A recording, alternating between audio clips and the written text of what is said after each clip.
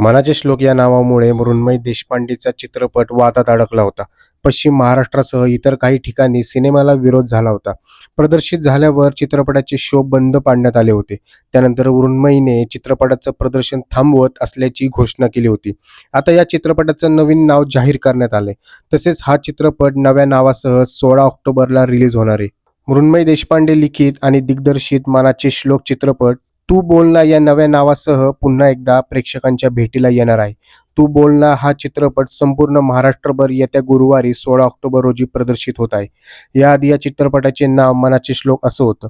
Sensor बोर्डाने आणि न्यायालयाने चित्रपटाच्या प्रदर्शनाला परवानगी दिल्यानंतरही काही संघटनांच्या वतीने चित्रपटाचं प्रदर्शन थांबवण्याचा प्रयत्न केला गेला.